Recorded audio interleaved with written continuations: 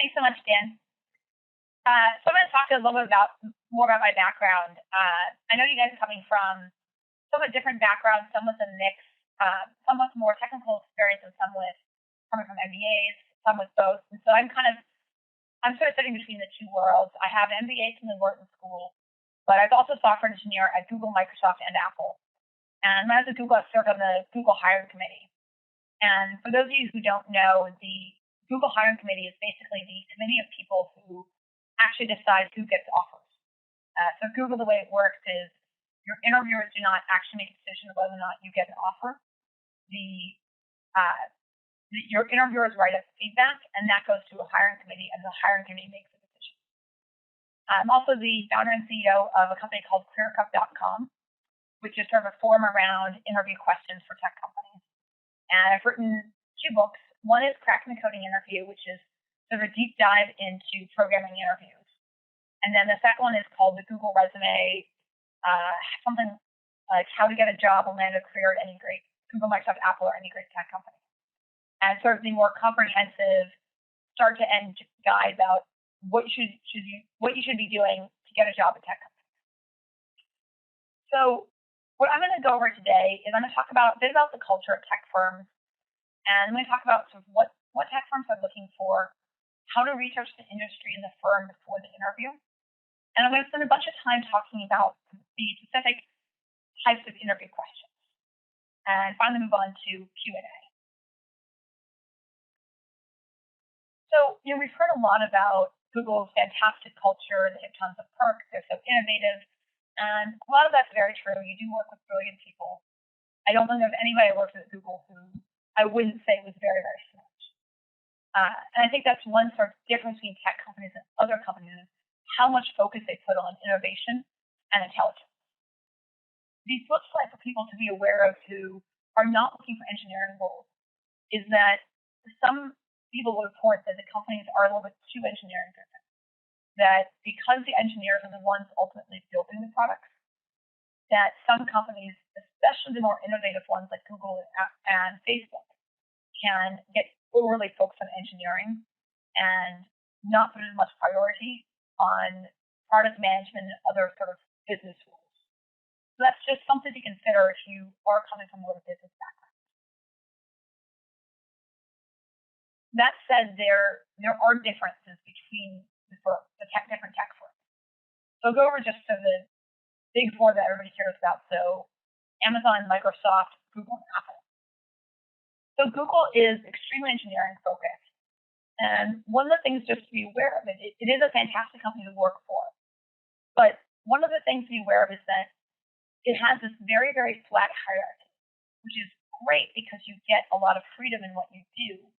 But the other problem with that is that when you have one manager overseeing 20, 25, at one point my manager was overseeing like 40 people, you don't have someone sort of walking you through your career, thinking about your career as much. And there can be sort of a lack of strong management. And that's, again, both a good thing and a bad thing. Amazon, the thing to be aware of there is, first of all, it's a retail company fundamentally, not a tech company. And so while it's driven by technology, its margins are retail.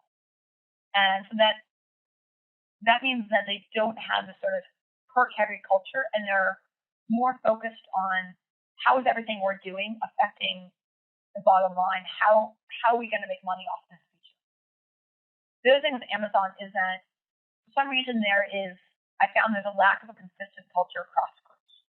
So, if you talk to your friend and they hated it at Amazon, they were working 80 hours a week and just were miserable. You want to talk to somebody else who works 40 hours a week and loves it. So it's very, very different between the two. Apple is sort of what people think about, where people hear about it. It's incredibly secretive. Even internally, teams that work pretty closely together can't necessarily talk openly about what they're working on. There is also a big sort of fanboy or cult-like culture. This big, like, rah-rah, we are Apple culture. And then Microsoft has the stereotype of being sort of more businessy and a little bit slower and more wrapped up in bureaucracy. And this isn't necessarily Microsoft's fault, because Microsoft has a lot of Whereas Google can sort of do what they want and experiment and roll back things if they don't work out well because it's all on the web. Microsoft has a lot of big contracts with government and other big, you know, manufacturers like Dell, and so it has to be more business oriented, and it does cause more bureaucracy. But on the other hand, that can actually make it a great place to take on more business. So those are just some things to consider. So what are tech companies looking for? Well, in a lot of ways, it's some of the same stuff that other companies look for. So intelligence is a huge factor. And I think intelligence is actually more highly weighted at tech companies than at some other companies.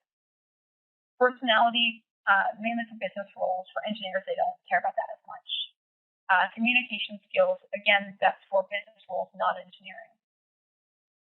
And then, of course, the position-specific skills. So marketing skills if you are applying for marketing role. Product management if you're applying for product management. But some of the things that make tech companies unique is that they really want to see a passion for technology, and they love to see some signs that you are entrepreneurial or that you've shown initiative. So showing initiative can be anything from starting a company to starting a club to just initiating having new initiatives within the clubs that you're part of.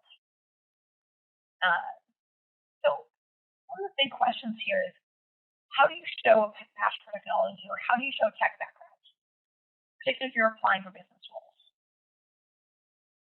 So if you have a CS or engineering major, that's a fantastic start. It's not, people may think it's not necessary, it's not necessarily sufficient, but it's a fantastic start.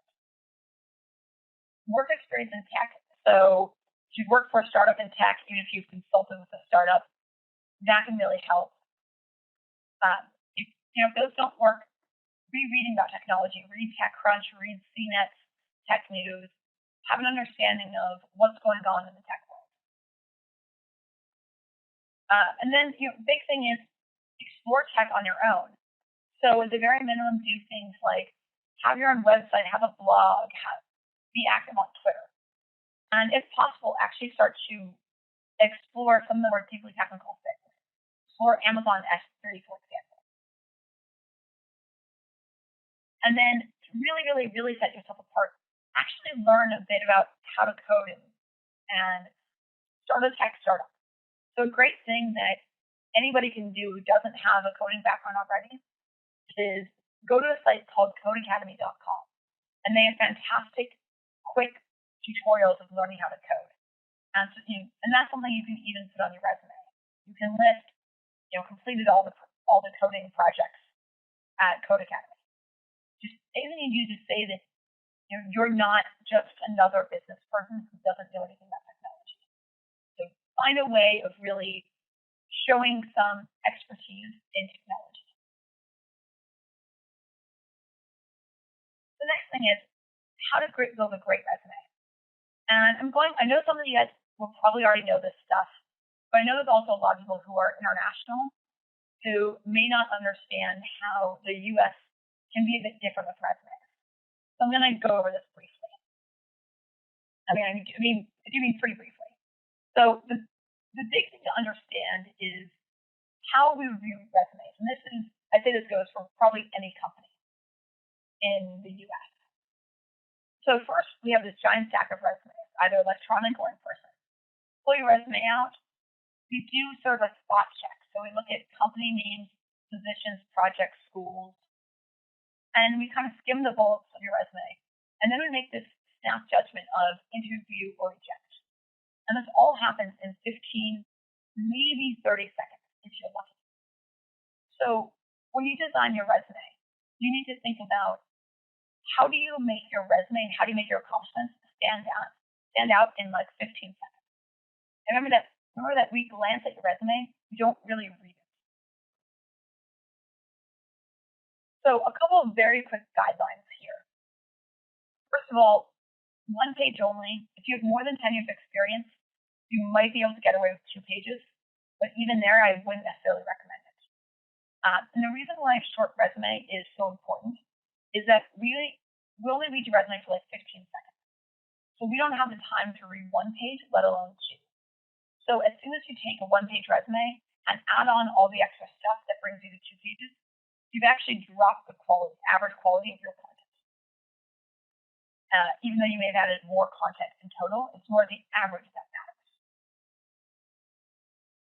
Next thing is use a real resume template. It'll make your resume more professional. It'll look more professional. It'll look more concise. I have some resume templates up at thegoogleresume.com.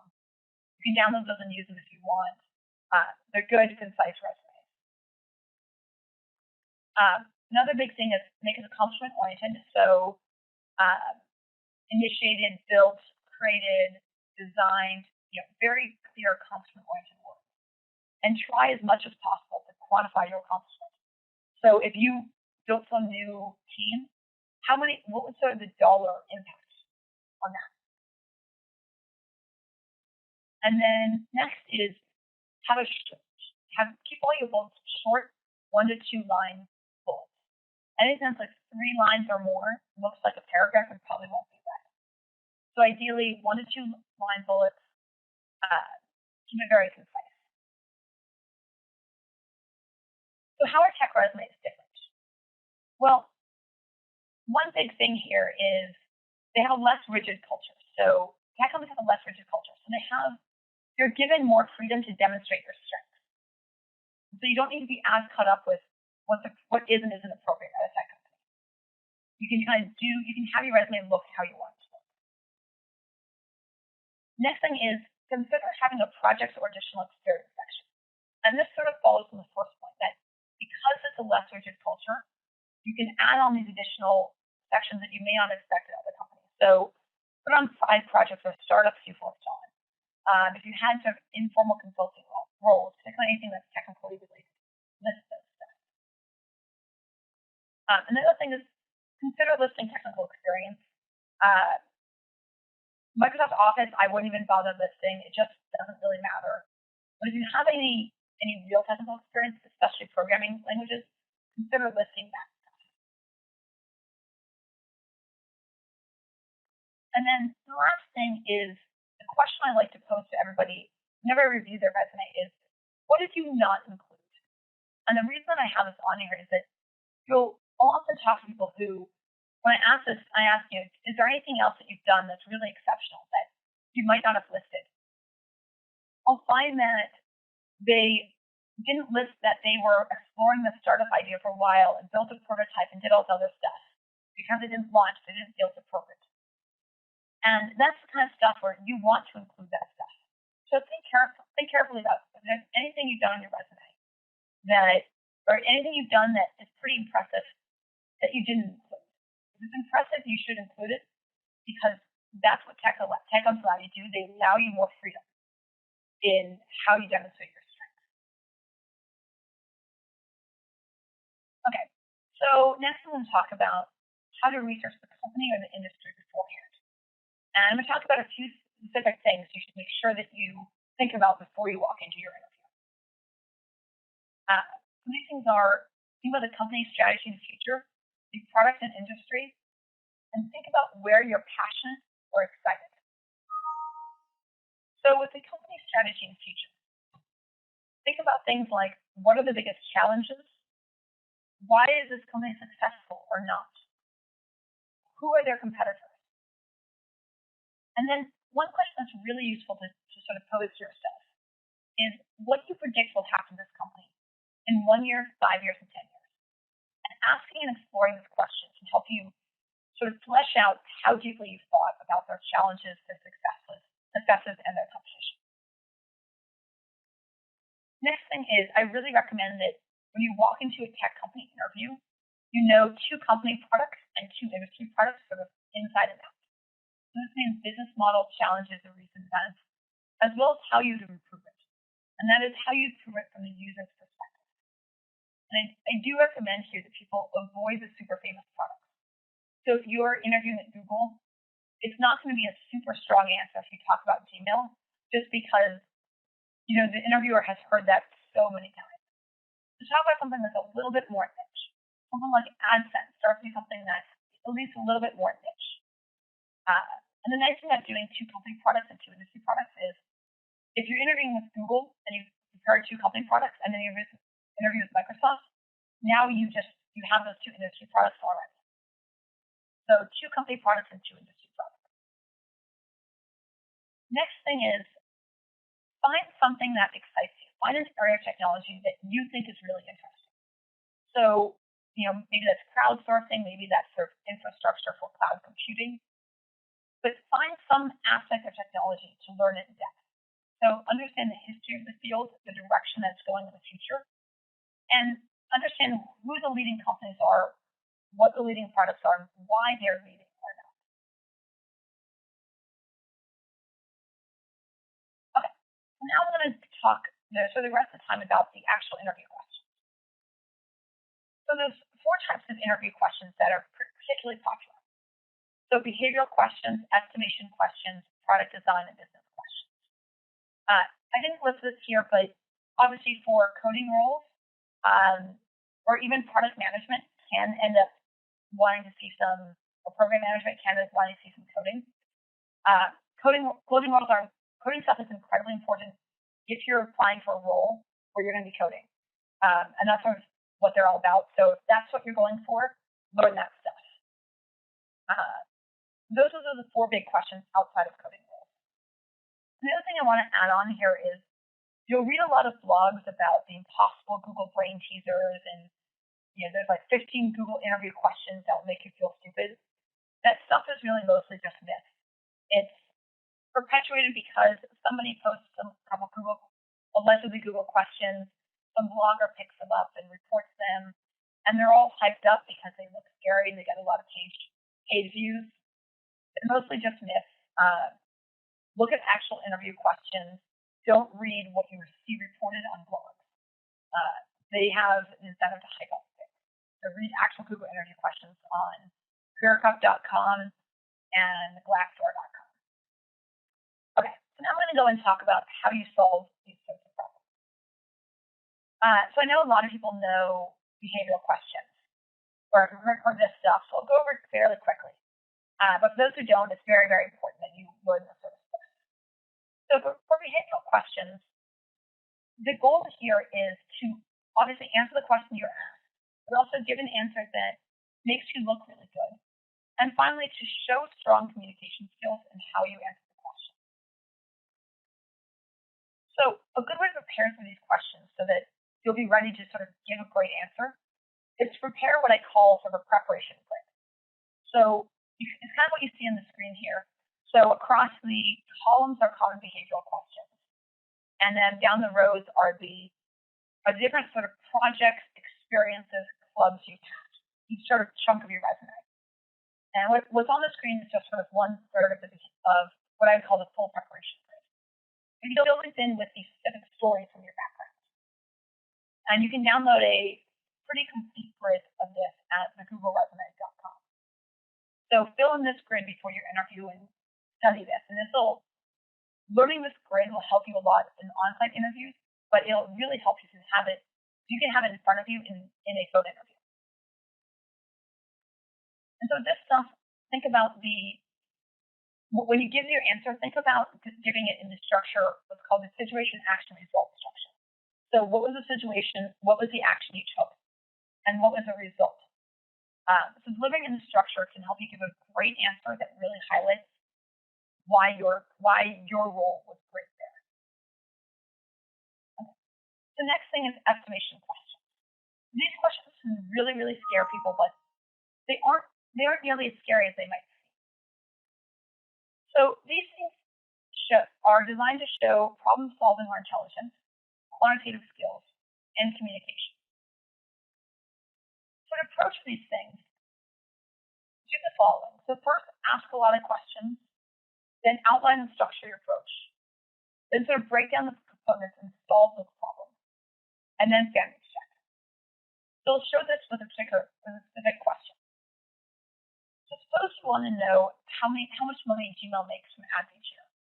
One of the questions you're going to want to know is, are we talking US or worldwide? Are we talking Gmail only? Are we talking Google Apps or the host in Gmail? So you want to ask these questions.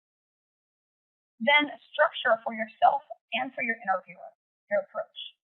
So this might be, well, first I'm going to estimate the number of Gmail users, then I'm going to estimate the number of clicks annually per user, and then estimate the dollars per click.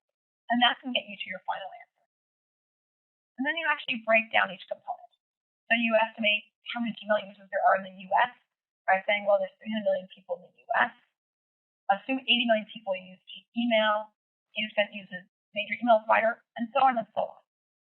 And finally, you get down to estimates for the number of Gmail users in the US. And then you go through this for each component. And then at the very end, you get a number. And you then want to start validating if that number makes sense. So if you've got $5 billion for Gmail's revenue, this is in the US, you'll know that this isn't correct because that means $16 per US citizen per year. And so that's just obviously crazy high. And then you want to go through and figure out where you went wrong. That's estimation questions. The third type is product design. So what are really popular, particularly at Microsoft, are things like how would you design blank for the blind or blank for the deaf? So these are designed to test communication skills, your ability to understand the user, creativity, and the business instincts and skills.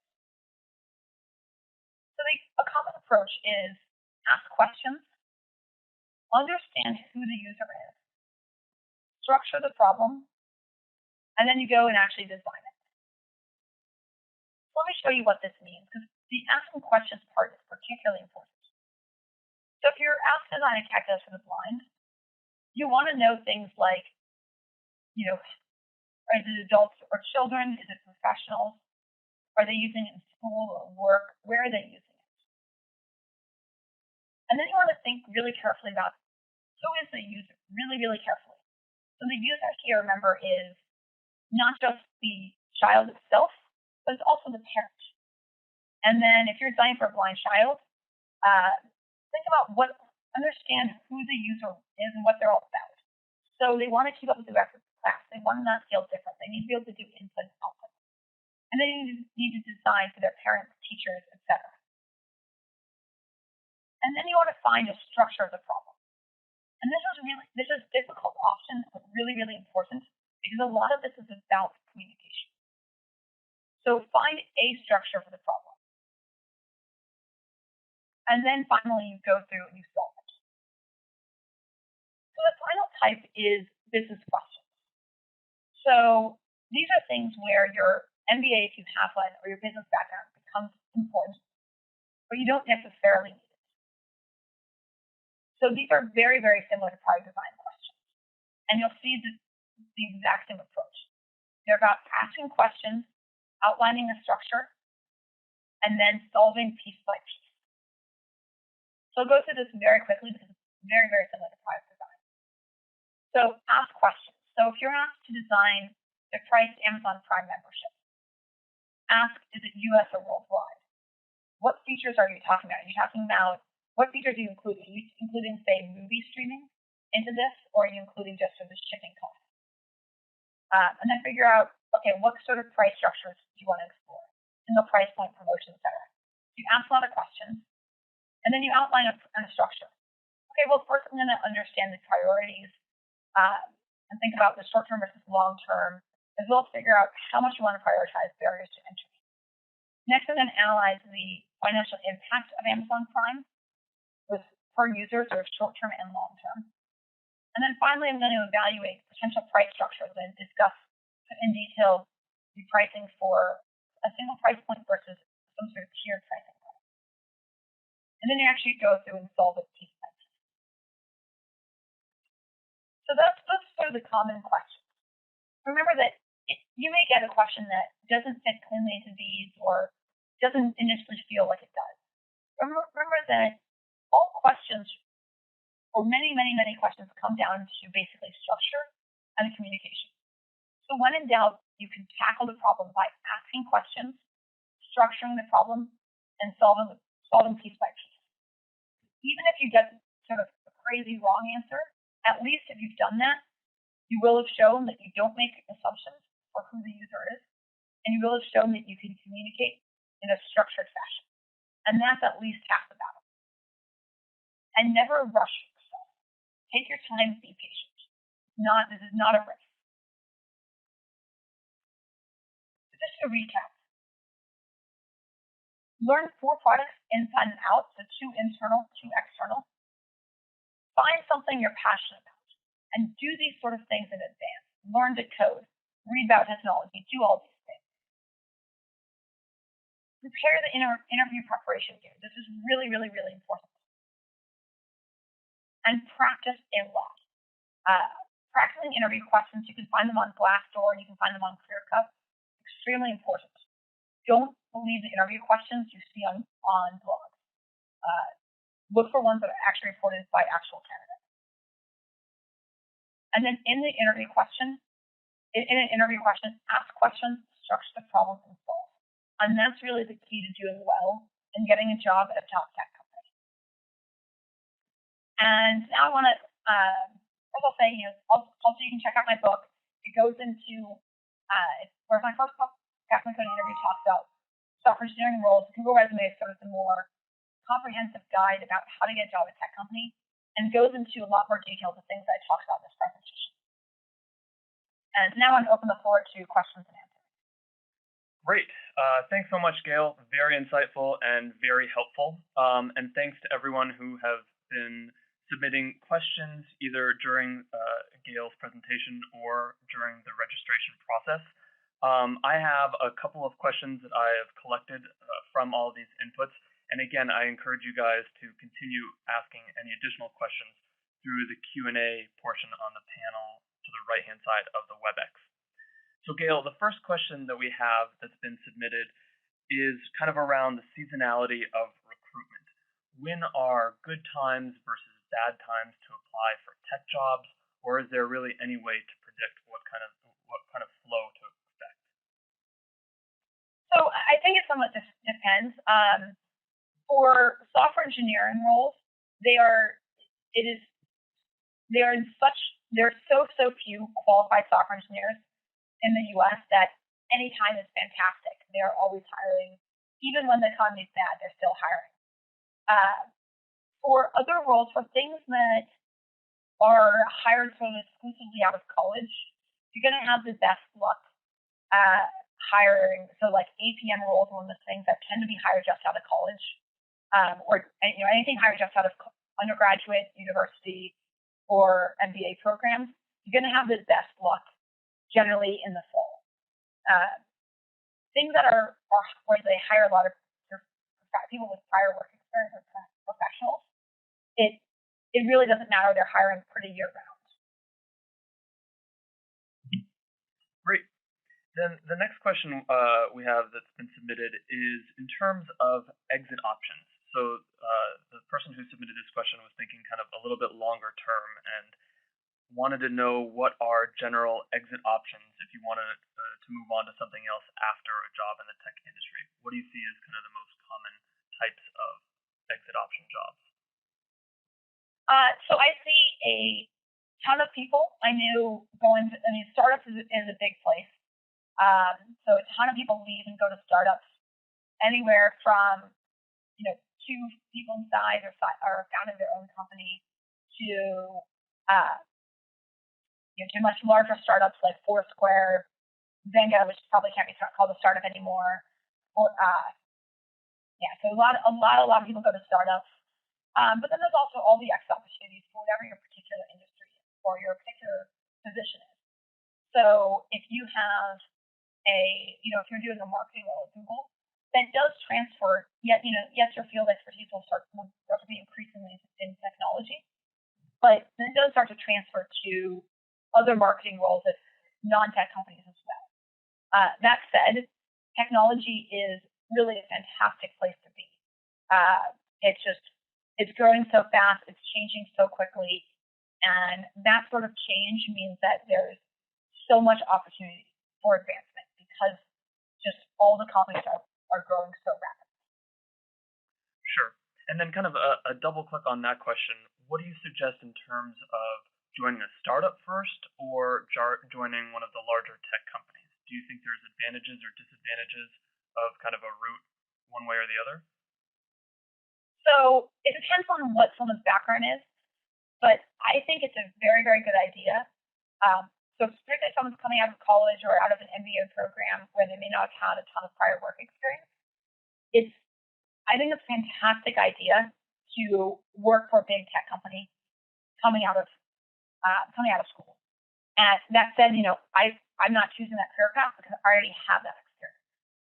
But the advantage of spending a little bit of time at a big tech company is that they, when you work for Google, when you work for Microsoft, Apple, any of these big tech companies, people anybody sort of knows, it's like a stamp of approval that you're pretty smart and probably pretty good at your job. And even if your lifelong goal is to go be this startup, you will be much better positioned to go work for a startup if you worked at Google than if you worked at some other startup that they haven't heard of before.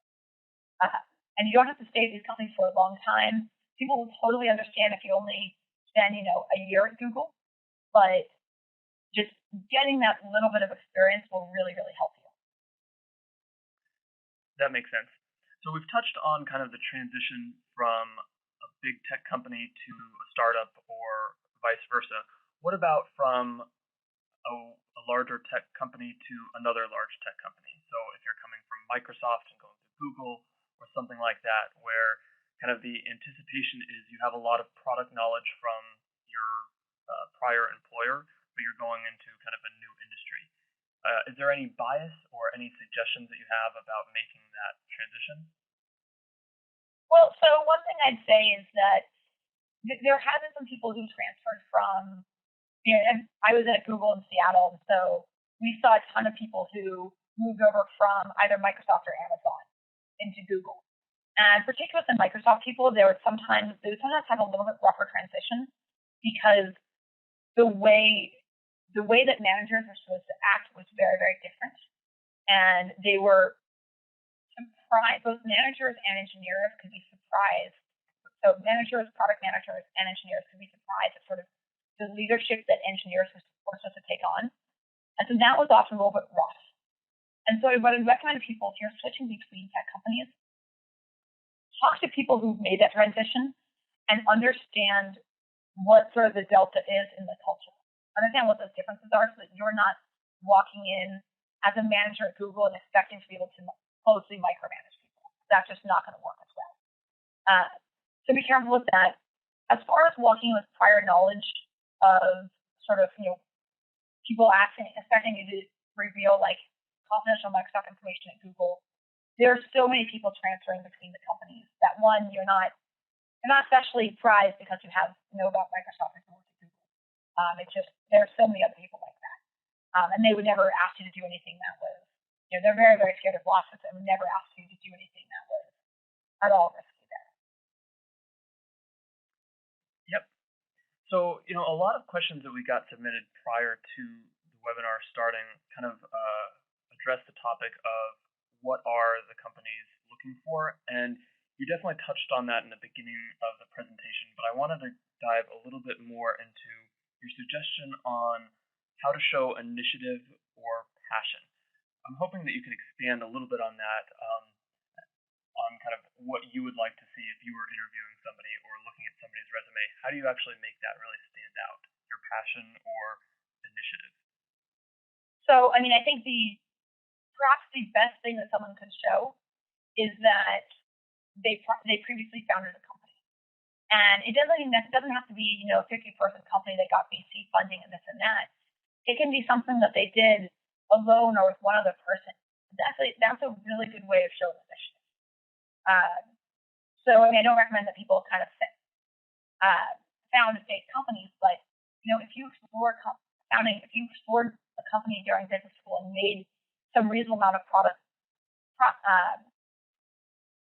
some reasonable accomplishments there, go list that.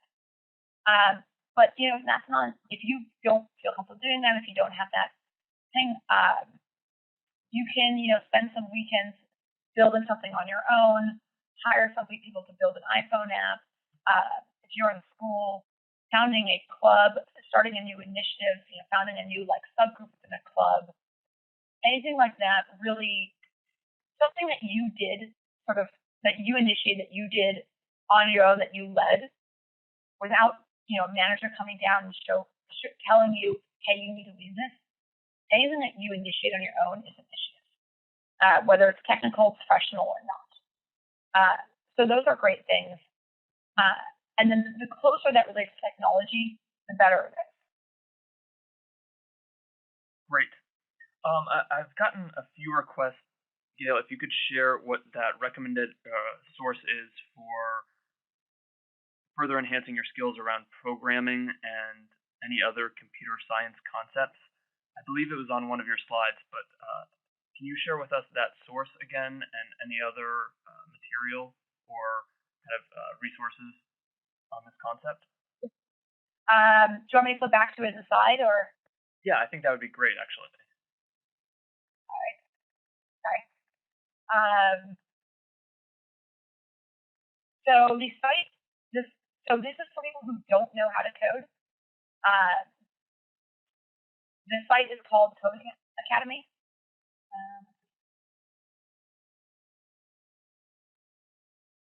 There it is. So the site, this is if you don't know how to code at all.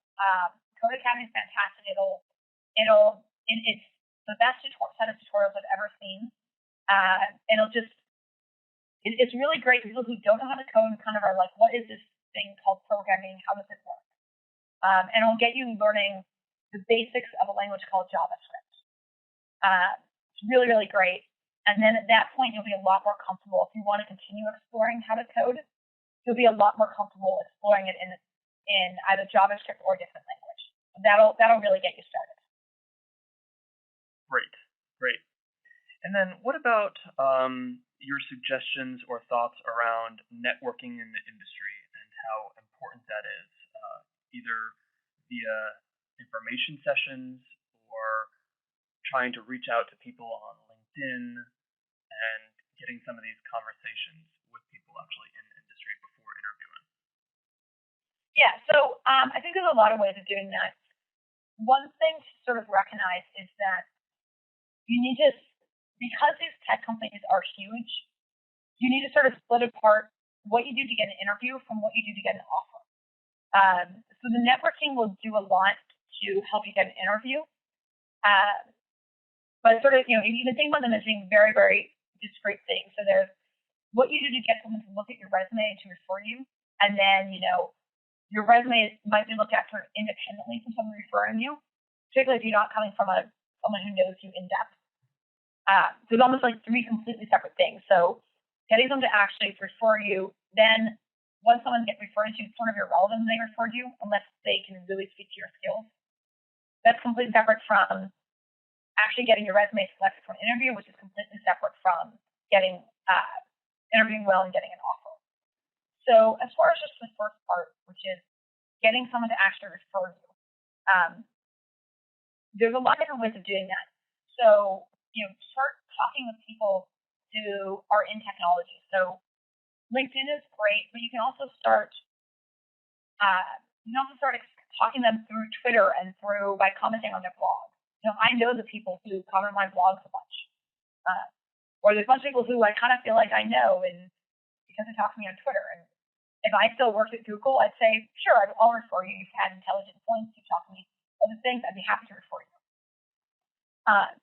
So those are the things I actually think are often more effective than LinkedIn because someone can actually, you're not going through the same channel. So many people go through LinkedIn to try to connect with you when you don't really know them. Talking to people through means like their blog and Twitter shows actual engagement with technology. And that can be really, really effective. Great. We've got two more questions left before we have to wrap up. The first of which is, what kind of bias is there around years of experience in kind of the tech space versus not having much of a tech background?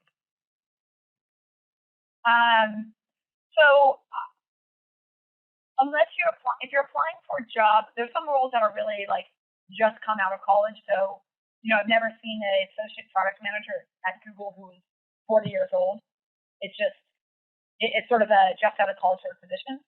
But if you have the skills, there's no, at least consciously, there's no age bias.